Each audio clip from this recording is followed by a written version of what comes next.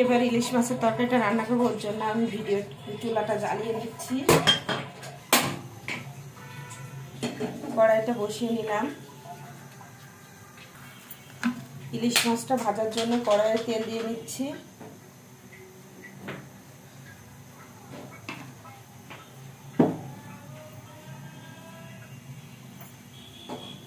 এখানে হলুদ আর লবণ মাখিয়ে রাখা ইলিশ মাছটা এখন ভেজে নেব। প্রথমে আমি আস্ত ইলিশ মাছটা ভেজে নেব।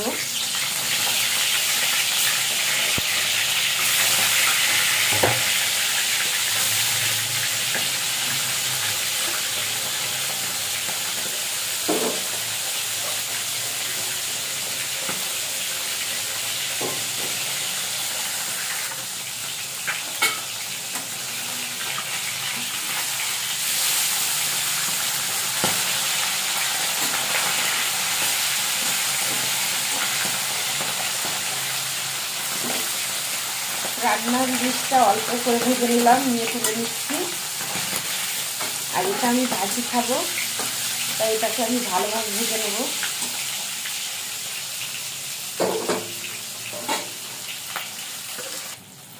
আমার আস্ত ইলিশ মাছটা ভাজি হয়ে গেছে, আমি একটা পিরিচে তুলে নেব।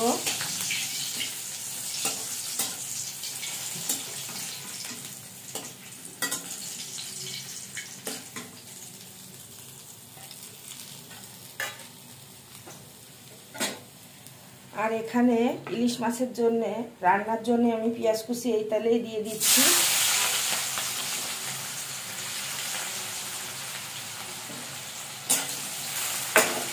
পেঁয়াজটা একটু লাল লাল করে ভেজে নেব। ভাজা ইলিশটা আমার খাওয়ার জন্য রেডি। রান্নার মশলাগুলো এখন আমি সব দিয়ে দেবো।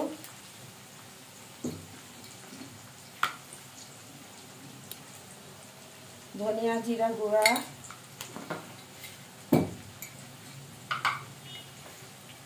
আজকে আমি মাছের তরকারিতে কাঁচা মরিচ দেবো না, শুধু শুকনো মরিচ দিয়েই রান্না করব। কাঁচকলা, পরিমাণ মতো মরিচ গুঁড়া,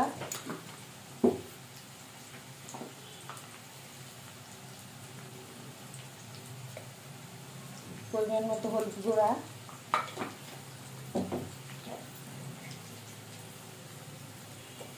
পরিমাণ মতো লবণ,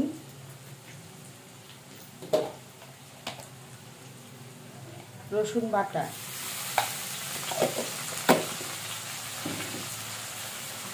সবই আমি গুঁড়ো মশলা খাই, খালি রসুনটাই আমি বেটে খাই বাটা মশলা দিই।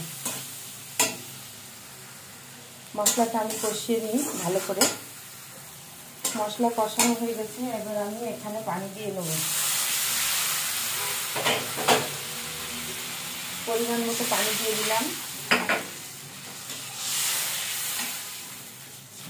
এবার আমি এখানে কাঁচকলাগুলো ঢেলে দিচ্ছি।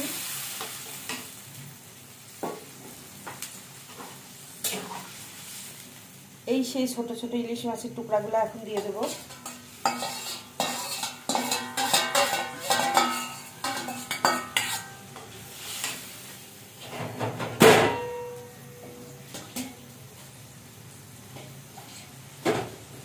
বাটিটা ধুয়ে একটু পানি দিয়ে দিলাম। এবার আমি মাছের তরকারিটা ভালোভাবে একটু ঢেকে দেবো ঢাকনা দিয়ে। 10 মিনিট পরে ঢাকনাটা উল্টাবো। এই চুলায় আমি ভাতটা বসিয়ে দিচ্ছি।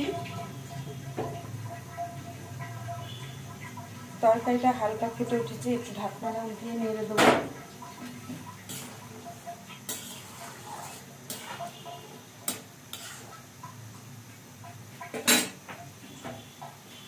আবার আমি ঢাকনা দিয়ে ঢেকে দিলাম।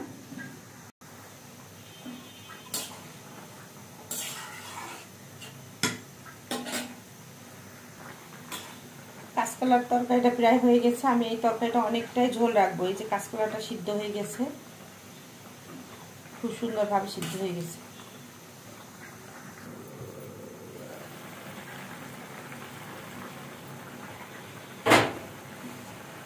মাছের তরকারিটা আমার রান্না হয়ে গেছে।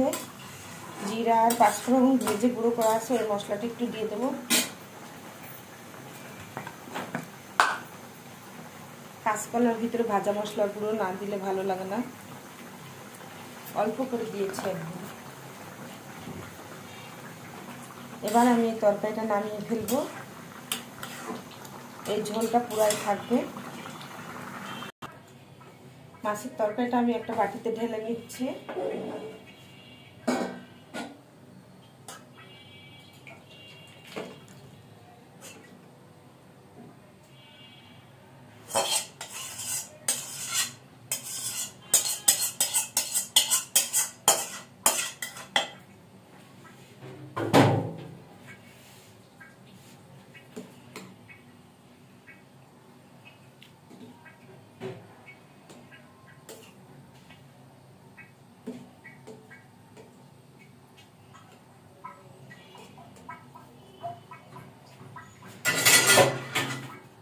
আজকে রান্না আমার এই পর্যন্তই। কাঁচকলা দিয়ে ইলিশ মাছের ঝোল, ডিম টমেটো ভুনা আর একটা মাছ ভাজা।